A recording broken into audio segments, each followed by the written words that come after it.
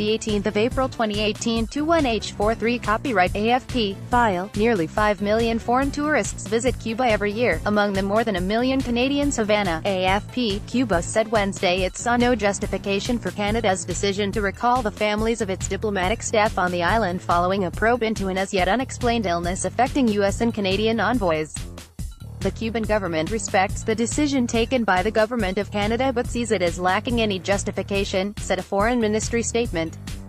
Ottawa on Monday announced the move, saying the families would be returning to Canada in the coming weeks. It said the number of staff and family members with symptoms had risen from 8 to 10. In total, 27 diplomats and family members were tested after complaining of dizziness, headaches, nausea, nosebleeds or sleeplessness between April and December last year. Canadian and U.S. authorities had initially suspected sonic attack or a mass psychosomatic incident, but that idea was later dismissed, with a senior Canadian official describing it as unlikely. According to the Canadian government itself, there have been no reports of new incidents in more than 6 months, the cause being unknown, and no evidence which would suggest that Canadian travelers in Cuba are at risk, the Cuban ministry's statement said. It said Havana would continue working with the Canadian authorities to find out what caused the ailments.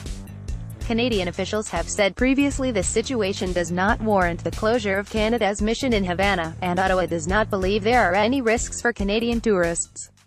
Canada is the main source of tourists to the communist island, with more than 1 million visiting the island in 2017, ministry figures show. In March, the U.S. State Department said it will permanently scale back its mission to Cuba, which had already been operating with a reduced staff since September last year, when diplomats and relatives were evacuated because of the health incident.